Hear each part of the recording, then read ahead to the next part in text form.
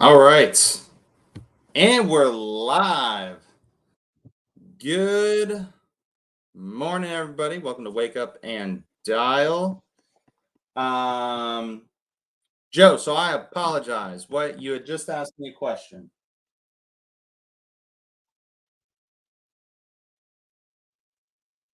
Yeah, thanks for bearing with me, guys. Sorry I wasn't able to go live on Monday. I don't know if you guys are like me, man. It was one of those mornings where I woke up, getting everything ready. Um, and like maybe like 45 minutes before time for to go live with this call, click to turn on my computer, and it turns on and nothing shows up on the screens. I'm like, oh no. So I don't know if you guys get like me to where if like your computer isn't working, it's like you kind of freak out a little bit because you're like, oh my gosh, everything is on there. Like, stuff for these calls where it's like, can't function with that. It's like when you lose your phone for a day or something.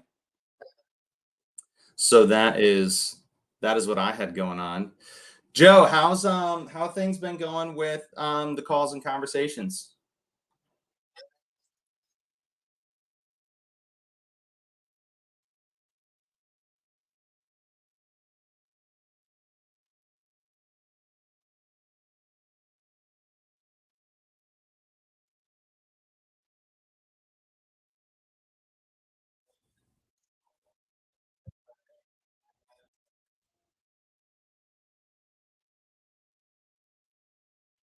Yeah,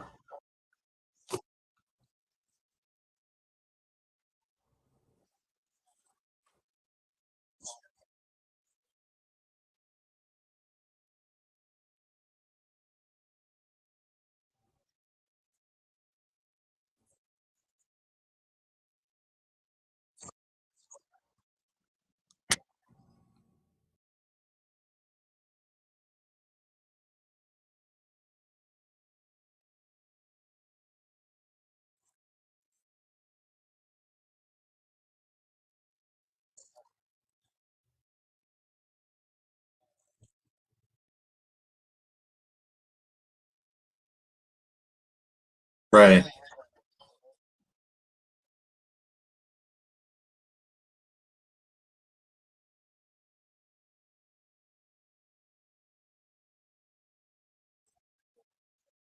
Yeah.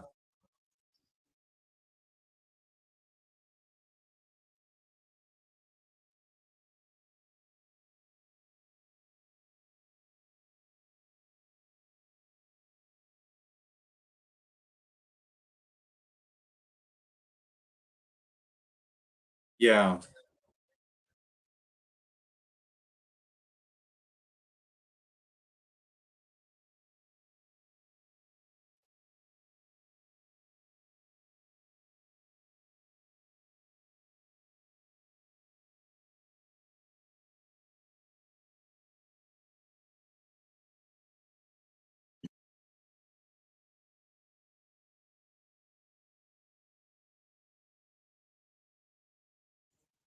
Yeah, so a couple things, and this ties in talking with sellers too, is when asking questions, it goes a really long way and this is just good rule of thumb when you're talking, communicating with anyone.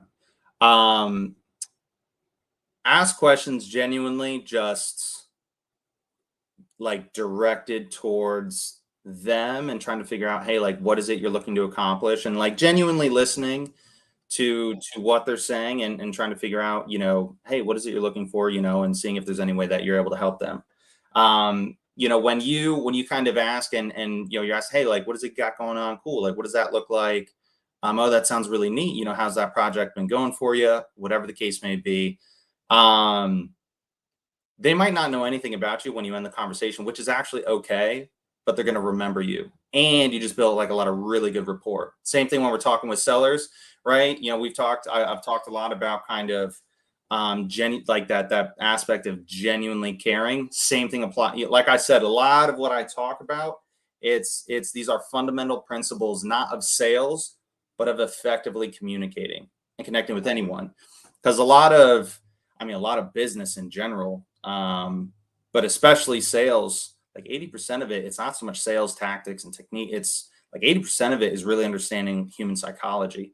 And that's why, I bet people would argue it's probably, I would say it's by far the best book. I keep referring to it, but Influence, yeah, that book, it's all about psychology.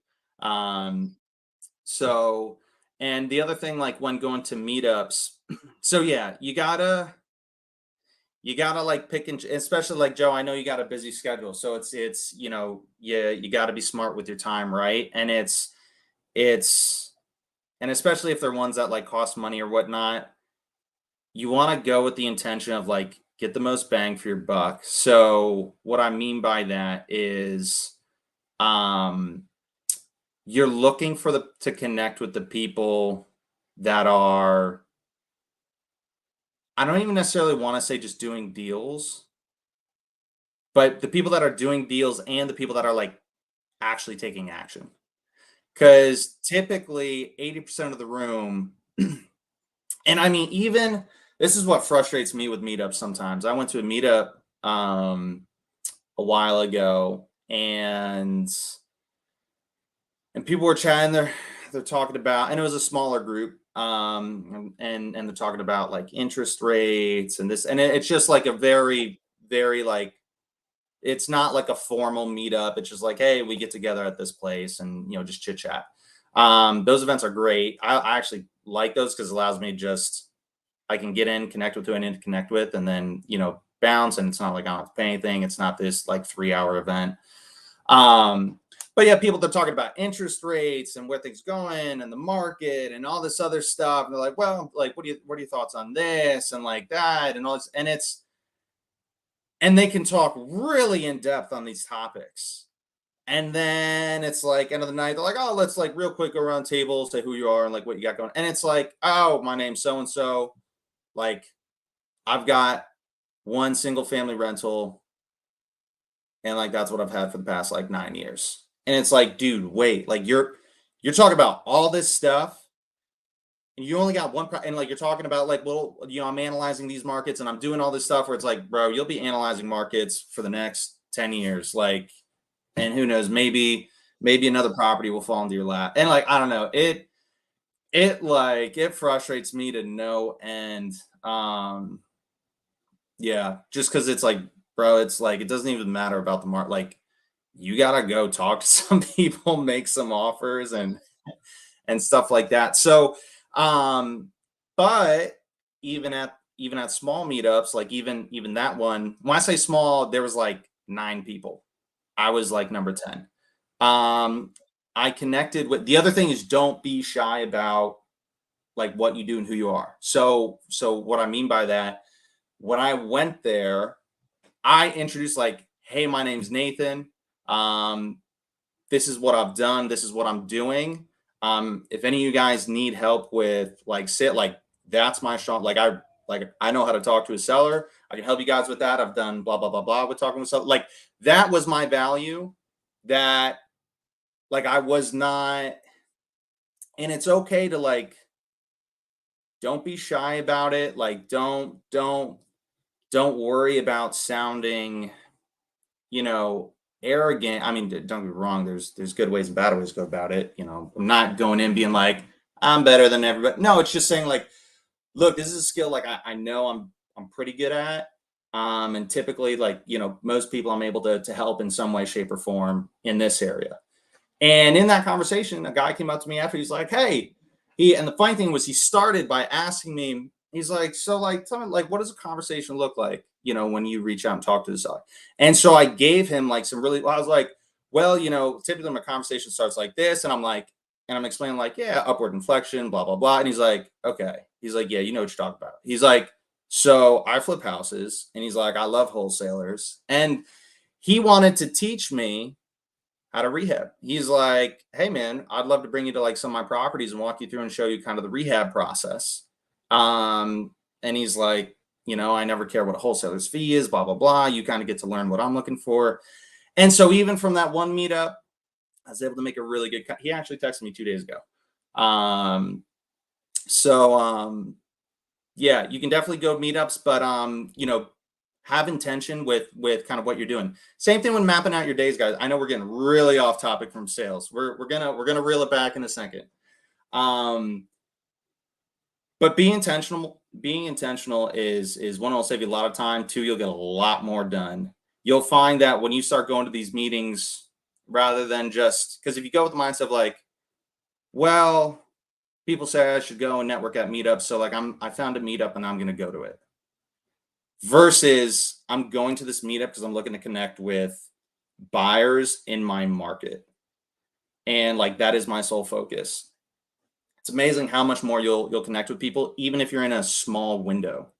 And then number two, the other thing is when you do talk with people, always get their number. Never give their number. I don't like having business cards. No matter you like it. Yeah, period. I never like having business cards because I don't want to hand them out. I want the person to be like, oh, you don't have one? I'm like, yeah, I'll tell you, like, let me just get your number. That'd be a lot easier. Or how about you just send me a text? Right? That way I'm in control of being able to contact and build a relationship with that person. Because 90% of the time, if you hand someone a business card, they're not going to call it. Right? They're going to lose it or whatever the case may be. Whereas when someone gives you their number, right, and when you make that decision of like, yeah, this is someone I want to reconnect with and build a relationship with, you're like, it's in your boat, right? You have control of that because you have the person's number. It's like, imagine if we called sellers or we didn't call them. Imagine we just like, hey, here's my number. Give me, like, hope to hear from you. Probably wouldn't hear from a lot of them. All right. Let's call some people today, guys. Let's try. We've got some of these other leads. So these leads are actually through HomeLights. Just got to find where they are. So these leads, I am pretty sure they are people who, it's almost through like a website and they're looking to sell their house through means other than a realtor. So they don't want to pay realtor fees or they don't want to list it or whatever the case may be. Not necessarily like, hey, my properties needs a bunch of rehab. But for whatever reason, they don't want to list it. And so we are going to call some of these people, and not all of these leads are a good fit for HomeLight because they're looking for, I think pretty much like listing type properties, right? Like, so good condition, roughly market value, price point. Those are the people that they work with. So if there's other people to where they're like, hey, I have blank motivation, I want to sell, but either this is wrong with the house or I need this for whatever reason, that's kind of what they're sending our way. That's my understanding anyways. We'll call and find out. So first, let me check some of these time zones.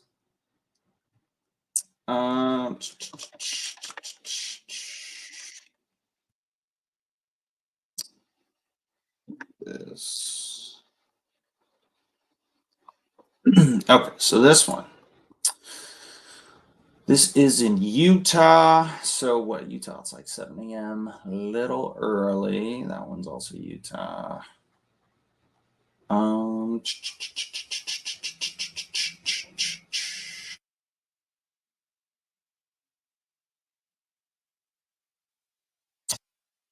that one's also Utah. Oh, are these all in Utah?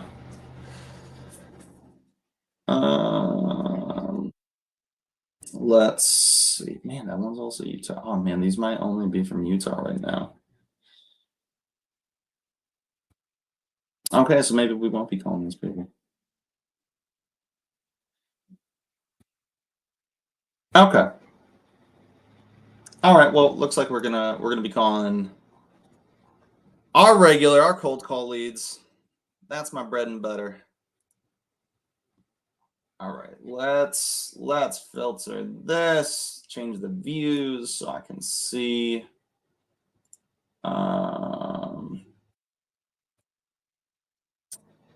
So I can see all the people that I want to call. Okay.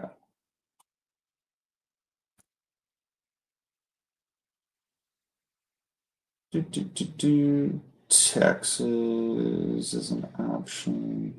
South Carolina. Here we go. I like South Carolina. Okay. Man, some of these leads are old, but that's okay. All right. Let's call some people. Let's see if.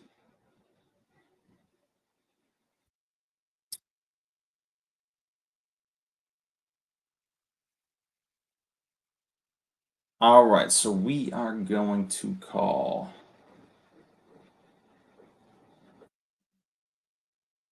Oh man, John Wick. John Wicker. What does he have?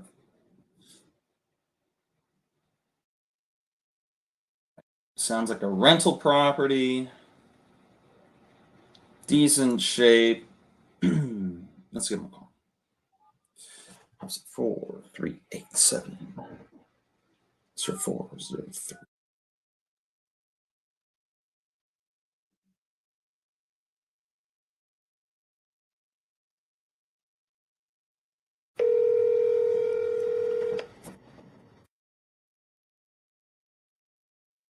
Huh?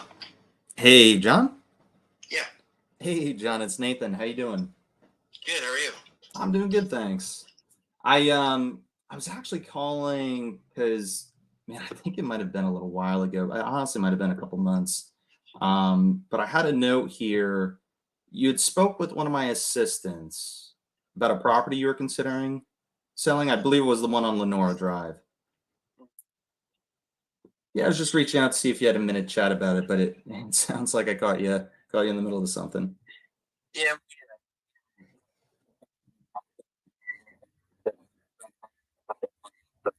Oh, nice. Got it. No, no, I appreciate that. Well, yeah, I'll make a note of that here. And John, yeah, I don't suppose you had any other properties you were looking to sell.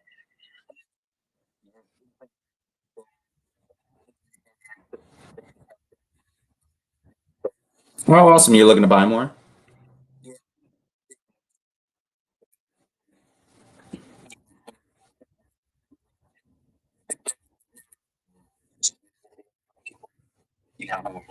Yeah, neat. Well, hey, John, I won't take up too much of your time. Glad to hear it's going well for you. And hey, if for whatever reason circumstances ever change, please feel free to reach out anytime. Thanks, John. Take care. Bye bye. All right, call number one. Were you guys able to hear that conversation?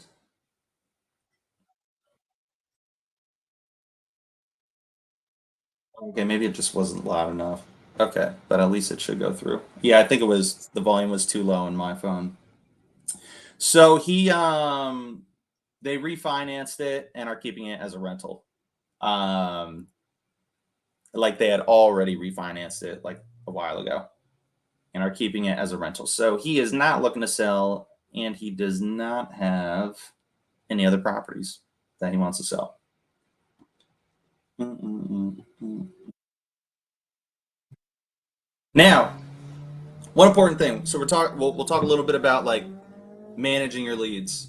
Um, so the way I like to manage leads is not I don't do hot, warm, cold. I also like John, I wouldn't mark him as like a properties like this is dead. Take it off the list. What I do is I do um there's different I basically filter my lead or not filter my leads, but I sort my leads via what stage they're at in kind of my process. So, for example, the lowest tier being add to follow up. So, someone like him, as long as they still own the property, right? If they sold it and they don't own this property, then yeah, mark it as like property's already been sold. Then you can take it off your list. But if they still own it, we'll mark this person as an add to follow up and then put it however long out, right? 3 months, 6 months. Typically I like to, yeah, definitely no more than 6 months. Even if they say they're not selling in 5 years, don't make a follow-up longer than 6 months. A lot can happen in 6 months. A lot can happen in 3 months. 3 is usually 3 to 4 is like the max I would put someone for a follow-up.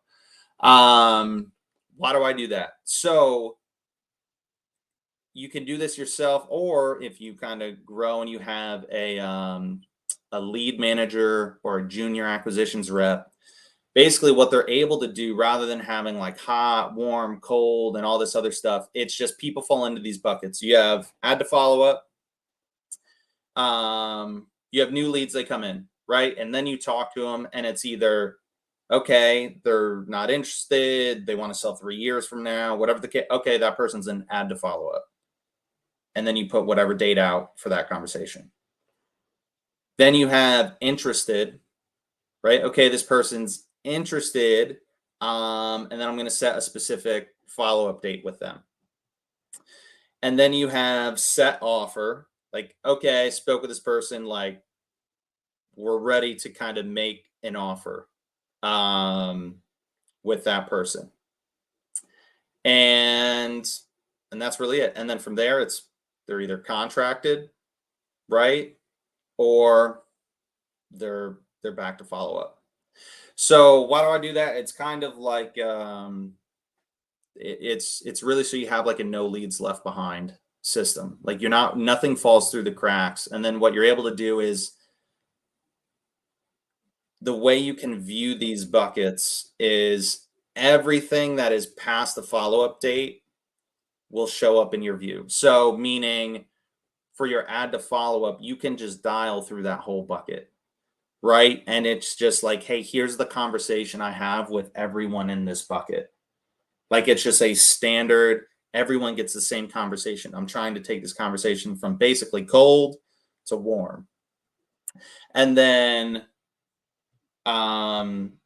same thing with interested. Interested is, hey, we last left off. You were interested. You're talking about an offer. We're trying to go from here to set offer. And then set offer is exactly what it sounds like. Hey, we're looking to connect to deliver that offer to you. That is how I recommend doing it. Because the other thing is the most important thing it does is it takes your emotion away from that lead. And it takes away your VA's emotion or whoever.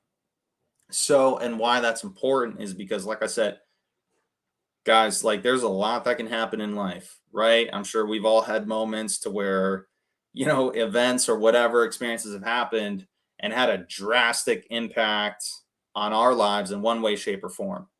And really kind of altered, maybe a direction we went or whatever the case may be.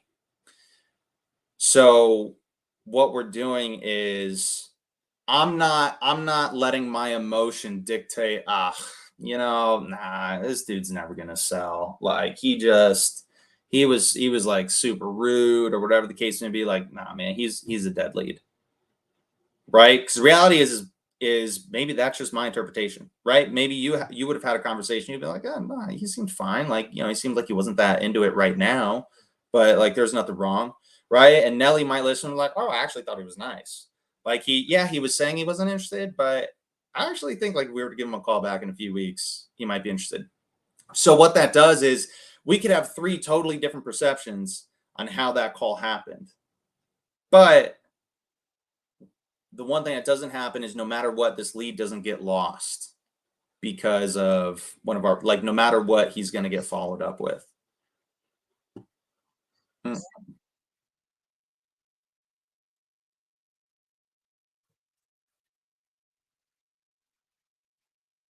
Um, so with what I'm looking at for these leads, maybe I can kind of show you my Podio. So this was my, God, I haven't touched this Podio in a while. Oh, I'm not even logged in. Let's see if I can log in.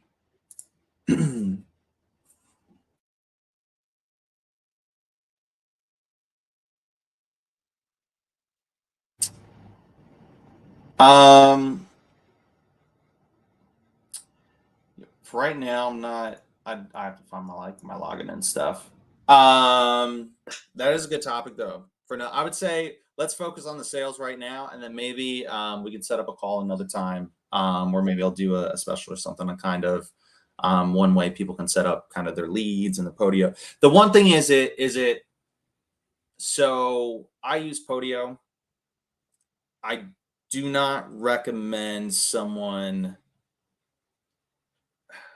It's really easy to spend a lot of time on like Podio. How should I have it set up? How do I customize it? Blah blah blah blah blah blah blah. And you can spend weeks getting it set up, and then it's like, great. Well, you just spent like 4 weeks on this, and it's like you still have 0 leads. So I'd rather like I would much rather talk to the person and screw up, maybe not have the best lead management system, right? Whether like you could have, or you're writing down on paper and you have sticky notes next to your computer screen to remind you of like, oh, I got to call this person on this day. I would rather you have that and be making calls than focus on kind of getting it all set up this way, because it does get in depth. I had to pay someone to help to set mine up, so that's another thing I do not recommend. Like don't pay to have that kind of stuff set up. For the beginning of my career, I was using Mojo Dialer when I was calling people, and I just used it's not a CRM, but you can use it as one. And I think if you don't even use the phone dialer, you can use just kind of their platform for like importing lists and leads, and you can set up like a hot, warm, cold or whatever, and you can set follow-up dates and put in notes. You can basically use it as a CRM, and if you do that, I think it only costs like $10 a month. I would actually recommend someone doing something like that, or if there's another option that's like totally free. The most important thing being simplicity. So, the stuff that I'm talking about, that's really helpful when you have like thousands of leads in your system. When you're kind of doing leads, and especially Joe, with kind of what we talk about when we're connecting with agents, that's kind of different, because we want to be a little bit more on top of those relationships. Those realtor relationships or your buyers. We don't want to be following up with them like once every 6 months or 4 months. That we need to be a little bit more on top of. All right, let's hop back in here. All right, let's call this guy. Oh, I don't know how to say that name.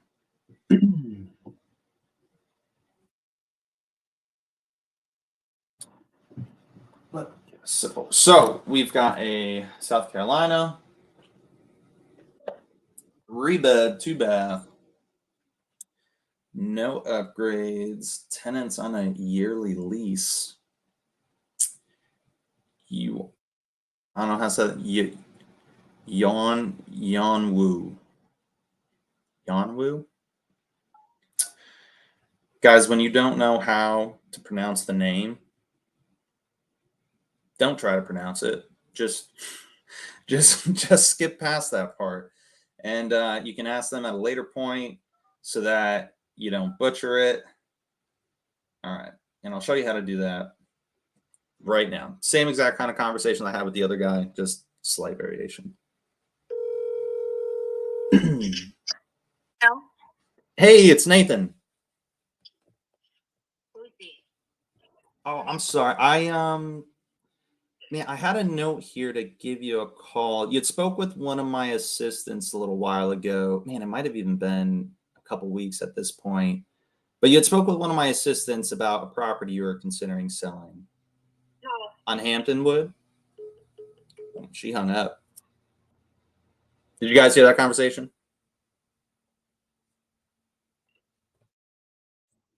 All right. So, yeah, so that was a bit of a language barrier with that call, but basically, yeah, that was a hard no. They're not looking to sell it. All right, on to the next one.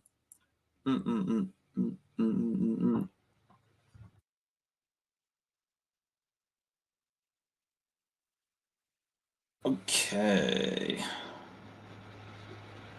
So yeah, when you don't know how to pronounce a name, just I didn't even really get to show you guys, but you just mentioned the property. Hey, I'm looking for the owner of we'd called about the property on blank. And you just go straight to the address of the property. Don't try to butcher the name. At a later point, once you kind of get past that first 5 seconds, then you can be like, hey, I'm not sure if I have the right name here. I think they're showing the owner or the person that spoke was Yon, and then it's like you kind of like slowly, and then you let them say like, oh, Yon Wu, or like, yes, thank you, right, and then you have their name and you go from there, or you just say, I'm sorry, what's your name? Very simple stuff. Um, all right, let's call him Dennis. Call him Dennis here. What we got? We got 706. Dennis, 3 bedroom, 2 bath, three HVAC, 3 years old, upgrades in 5-year windows.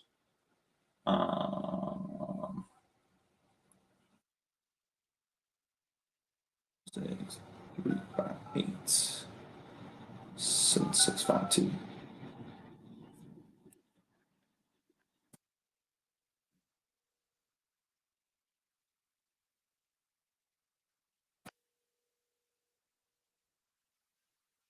Hello. Hey, Dennis. This is he. Hey, Dennis. It's Nathan. How you doing? Good. Yeah, Dennis. I was calling. I had a note here. You had spoke with one of my assistants. Man, honestly, it might have been a while ago at this point. But you had spoke with one of my assistants about a property you were considering selling. I believe it was on Longwood Road. No, I don't have a property along the road. Oh man, that's so weird. I wonder if they got well, it must not be the was it a different property? They have it marked here as like a 3 bed, 2 bath. That's the address that they had put here. I don't know if they just got it wrong.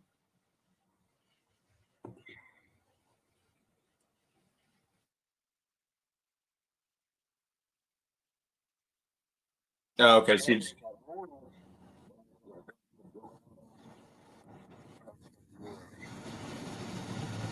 Yeah, so well, I don't even know what the property is. Yeah, I was actually just calling to kind of chat a little bit more about it. But it doesn't really sound like you were looking to sell any of your properties. No, no, Dennis, I appreciate you picking up. All right, you have a great rest of your day. Take care. Bye bye. Okay. So, wrong address. I don't know if you're able to hear that, Joe, but wrong address. And guys, that's going like if you are using VAs, overseas for cold calling, it is going to be common I've worked with a number of different companies. It is not uncommon for information not to be 100% accurate, right? Could be the wrong name, could be the wrong phone number, could be the wrong address, could entirely be wrong. Depends on who you're using. They're not all created equal. But guys, it's almost inevitable. Like something's going to be mixed up. So the one thing is, and you just kind of got to be on your toes with it, right? So right when we called Dennis, hey, he responds. So we have the right name, we have the right number. He's saying he's like, nah, man. He's like, I don't have that address at all. So then I go into some details about it. I'm like, oh, well, it's a 3 bed, 2 bath. Because what I'm looking for him to do is like, oh, I think they might be talking about the one on Hedgewood, right? Or whatever. And him be like, oh, no, no, my property's on blank street, right? And then you just pivot and you're like, yeah, so tell me about that one. Or if he's like, nah, that's totally wrong. Like, I don't own, and that's kind of what his response was. He's like, I don't own nothing on Longwood. I was like, oh, you know, and he mentioned something about another property. And what do? We go for so based off of his tonality, right? Sounded like he really wasn't interested. And what do we want to do? We want to be the reluctant buyer in every part of the conversation. And people feel more comfortable, right? They feel a lot less resistance. They're much more comfortable saying no than saying yes. So, how do we present that? Got it. It sounds like you didn't have any other properties you were interested in selling, right? And he was like, yeah, nah, like I've got nothing I'm looking to sell. Right. And you tell his tone was friendly, right? Like when we were at that part of the conversation with him, like I could have made a joke or whatever the case might be. He was fine with it. Versus if I were to be like, well, Dennis, do you happen to have another property you're interested in selling? Right? We don't want to do that. Why? Comes across like salesy, telemarketer, no thanks. Right? Because what you can do is when you go with a no, like one, I'm talking with him at his level, right? I'm not talking with him like a salesperson on the other end of the phone. I'm talking to him like I'm his buddy, and we're each having a beer at the bar. And we're like, Dennis, man, come on, you didn't have anything else you want to sell me, did you? Right? And then I could be a joke like, come on, Dennis, I wanted you to make my day. I wanted you to make my day and sell me a house and tell me you're going to give it to me for $1. Right? Get him laughing. He's like, ha ha ha, no. And then you're like, but seriously, what if it was like $10? And you go from there. All right. Dennis is a no. Marcus is no. All right. Let's try Alexis. Alexis King. Let's see. What do we got? 3 bed, 1 bath. Man, all these houses, according to the notes, they're all good. Guys, that's another thing. Everybody's going to think their house is in good condition. What you'll find is good is incredibly subjective term. Not all good houses were created equal. That is for sure. All right, 803. Oh, that is not the right number. What was that? 261.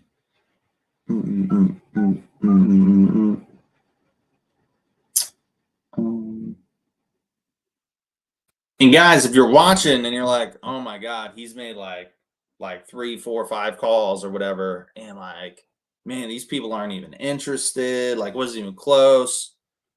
This is direct seller marketing. Welcome, welcome to wholesaling, right? I'm also hand dialing, right? Typically, if I were cold calling, I would be on a dialer. So I'm not hand dialing each of these because the amount of time that I've made these 3, 4 dials or whatever it was, it would have made like 30 calls. And you would have connected with people a lot faster. Okay. Let's give a call.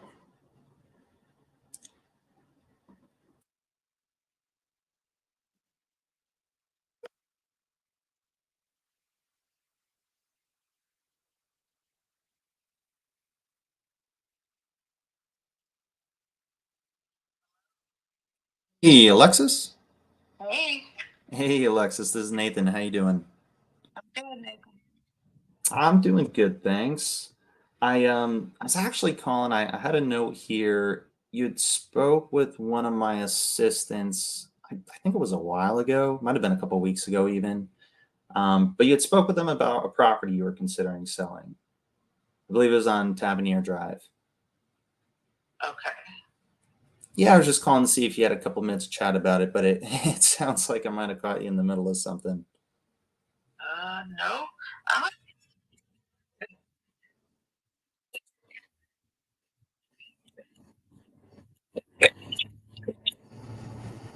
Oh God, I got for the right offer you would.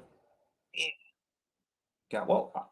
Nice. Have you thought about maybe like just kind of listing it with an agent and sort of going that route? Oh man, come on. What are you even talking to me for?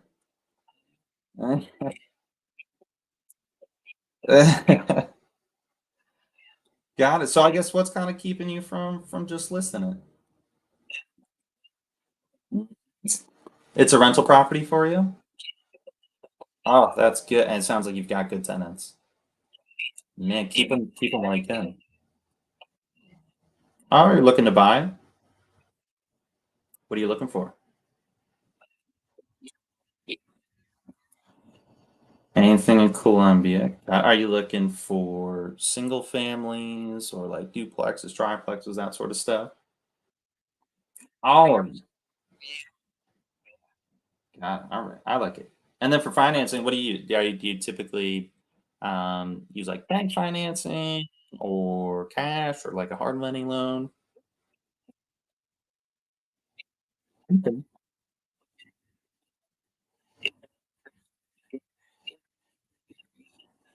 Got it. Okay. All right. Yeah, I can make a note here and that you are looking to buy in the Columbia area. You're a cash buyer. Any specific criteria? Just like the well, I guess what kind of makes it a deal for you?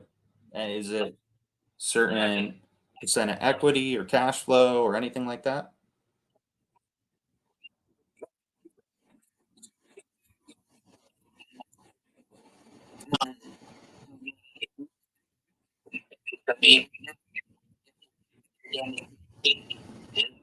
Oh, so you're not afraid of doing some work. I like it.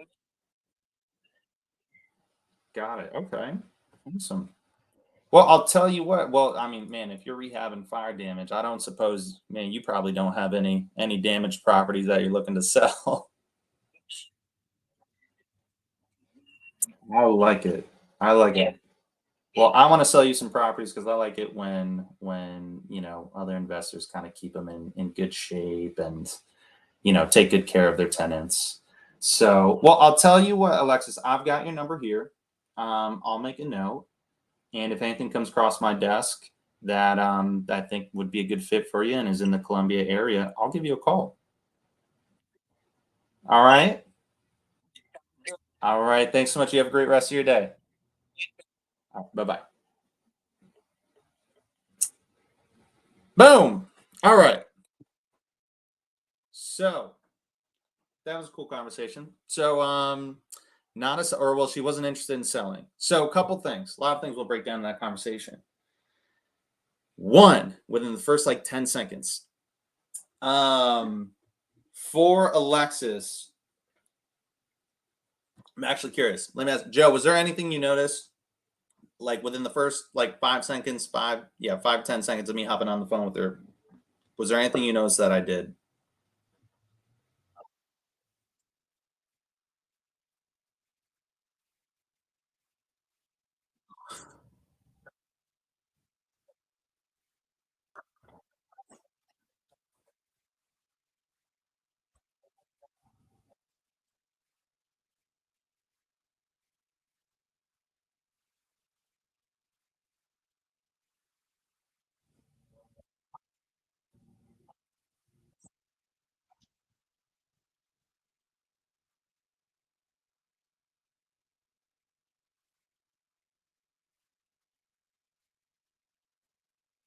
Right. The other thing, it's kind of really funny. Like if I was on a dialer, you guys would think I've got like all these different personalities. Because so for her, it's unfortunate you guys weren't able to hear her, but she picks up the phone. Hey, Alexis. Hi, yes, this is Alexis. Drop my tone, right? To me, and so I'm talking like that whole conversation. I was talking very softly. I was talking a bit slower because I want to match her tone and her pacing, right? Because if she's talking, very soft and yes, I have this property on Tavernier Drive, but I really wasn't. I'm like, well, let me tell you what, Alexis, what I can do for you. That breaks rapport, right? So when people like other people like them. So when we talk in a similar tone and in a similar pace, speed, as them, builds rapport. So that was the first thing, and I always do it, and you get pretty good at it. And when you're on a dialer, it's funny because like you talk to one guy and he's like, "Yeah, hello, who's this?" Right? And you got to match that tone, match that energy. Because if I'm talking soft to someone like that, they're just gonna steamroll you, and like they're just gonna be like, "Get off the phone with me," right? And they're gonna kick you off the phone in like 3 seconds. So versus you'll go from talking to someone like that to talking to someone like that, very, to where it could be like the old grandma, very soft, like much slower pace. And so you've got to be flexible and adapt to whoever it is you're speaking with. That's one. Two, right off the bat, I'm like, oh, I was calling about blah blah blah. You spoke to my assistant a while ago. I was calling about this property. And she's like, oh, well, she's like, oh, I mean, she's like, she's like, I don't think I said I was considering selling it. She's like, I just said if it was for the right offer, I'd maybe consider it. Now, one thing, guys, that does not mean it's a dead lead. You will do, especially if like when cold call leads, that is almost every single conversation. I'm not kidding. Like 90% of your conversations are going to be that. And that is where people that make money and don't make money comes from your ability to get those people kind of on the fence to a yes, right? And so for someone like that, now typically I talk a lot about setting expectations, but most importantly, I talk about having a fluid conversation and a real conversation with someone. So for example, they're like, she was like, I mean, I really wasn't, looking to sell it, but if I went straight into, well, Alexis, what I'd like to do is take about 15 minutes, ask you a couple questions about the property, real simple, age of the roof, things like that. She's gonna cut you off and just be like, look, I'm not interested. Right. So those people, and you have to judge it off kind of their tone. And it's a bit of an art. You kind of learn after a lot of conversations and learning what works and what doesn't work. But you learn to pick up. So for her, I didn't get into that. What I did was from what we were talking and how we were talking, what was the next most logical thing I could ask her, in the conversation that moves it along in the direction that I'm looking to go, but is also like a genuine and fluid, and it doesn't feel like this awkward forced thing. So for me, that was like, and when they say for the right offer, I go right into disqualifying. I'm like, well, hey Alexis, let me ask. I mean, have you thought of maybe just trying to list it with a real estate agent and sort of going that route? I didn't know so when she had said, oh, I really wasn't looking to sell it, but that made me think it was her personal residence, but I didn't know yet. But I'm like, oh, well, have you thought about, maybe just kind of listening with an agent, sort of going that route? I asked a disqualifying question. She says, oh, well, I am a realtor. That's an important piece of information that we want to know, right? Two, I asked the next most logical question, right? Childlike curiosity, right? We're big on that. That's it. It's not magic, just childlike curiosity. I'm like, oh, well, I guess what's kind of kept you from just kind of listing it? And she goes, the money. The money is keeping her from listing the property. What does that tell you? Tells you this is an income producing property, right? Because if this was her personal residence, she's probably like, she wouldn't be making money from the property, it'd be costing her money. Right. So if I had said, oh, is this your personal residence or rental property? Sales is death by 1,000 cuts. It rarely do you lose a deal because you said one thing wrong and just boom, it blows up. It's not like that. Usually it's because you did like 100 little things wrong. And what that is, it slowly just brings them further away from you, and you're losing that trust. So this would be a perfect example. Like this would have been one of those little cuts, right? Death by 1,000 cuts. if so that's when I said, so she goes, oh well, it's you know doing too well making me money, like it's making too good of money. I'm like, oh, so it's a rental property for you. Made an assumption.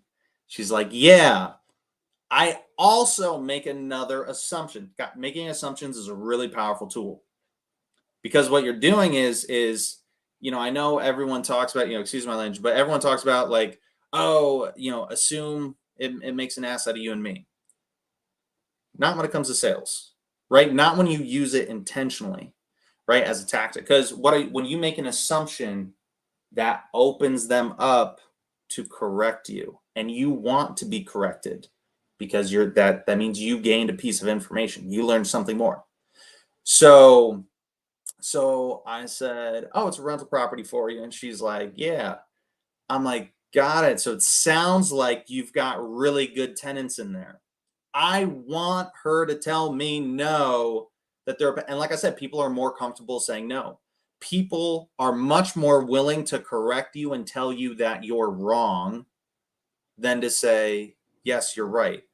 So I want to push her in the direction, or I want to lead her in the direction that I want to go, right? Which is, I want you to tell me that this is a bad property and that you are motivated and that you want to sell it. How do I do that?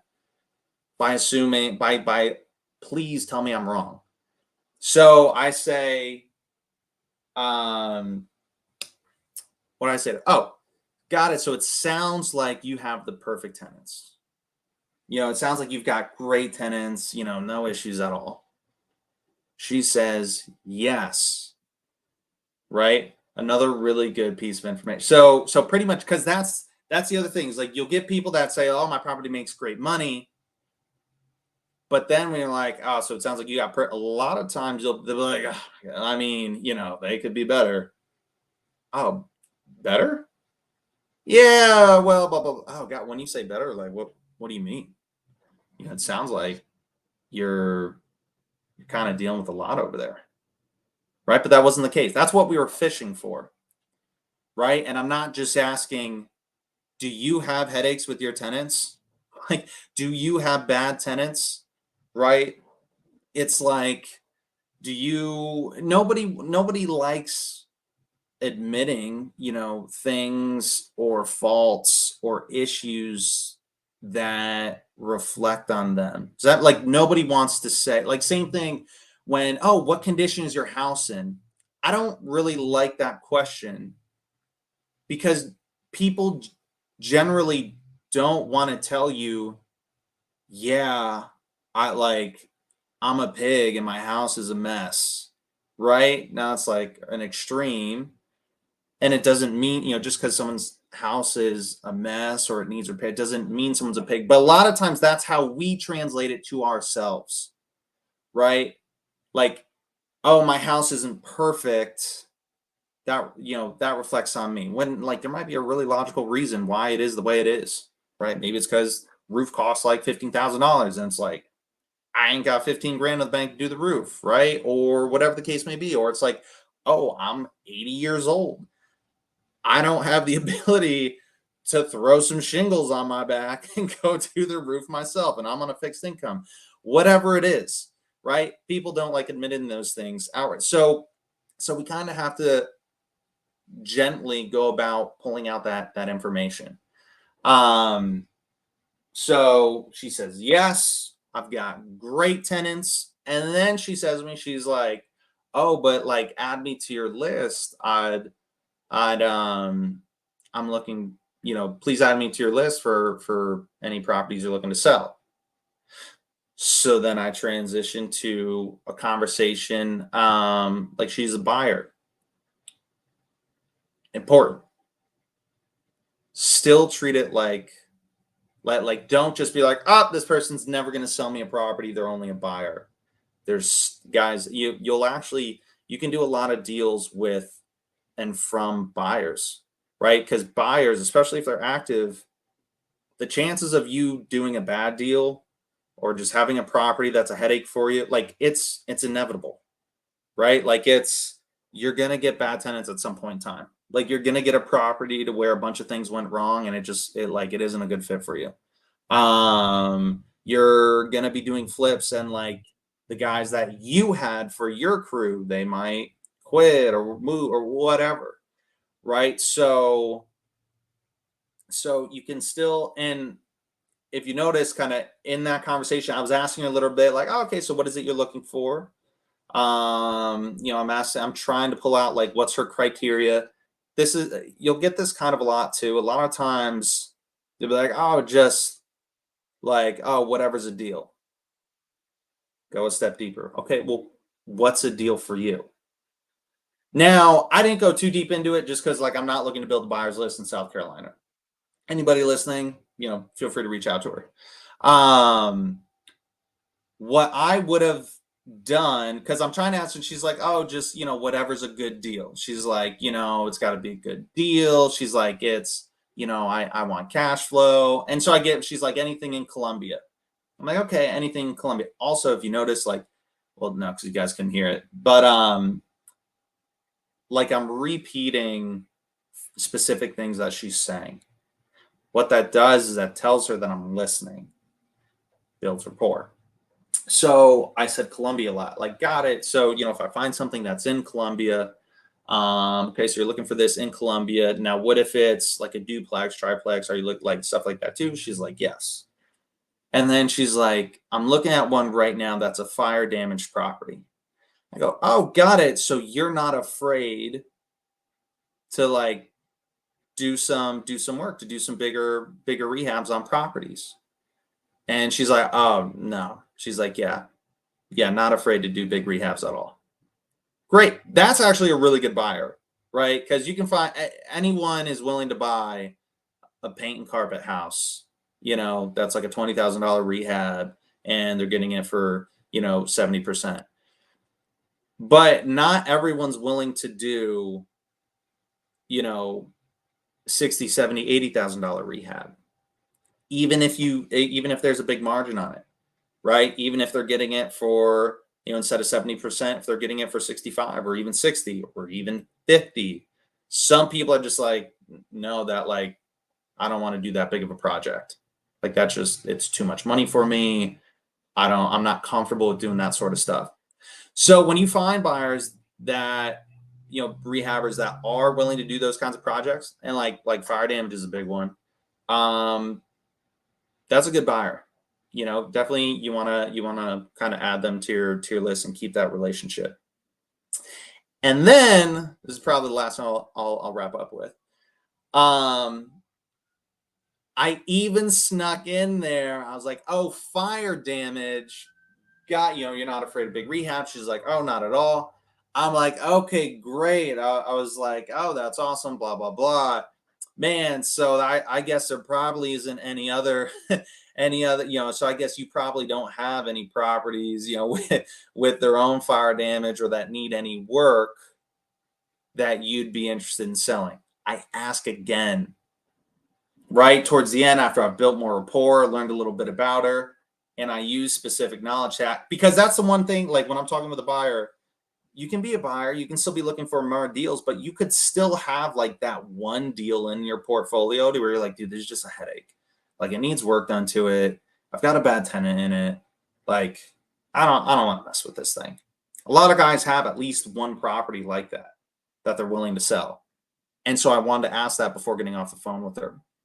And that was kind of how I did it. And she was like, oh, no. She was like, all my properties are in perfect condition, great tenants, blah, blah, blah. And I'm like, oh, great. Love rehabbers like that, that take good care of the properties and have good tenants. And then we got off the phone. So that is the call from today. Guys, any Joe, Nelly, any questions about that call? Any questions about anything I was just talking about? Any questions, comments, concerns?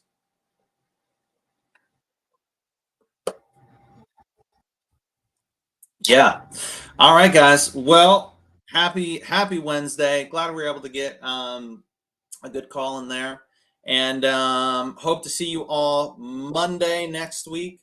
Monday and Wednesday mornings, 9 a.m. Eastern.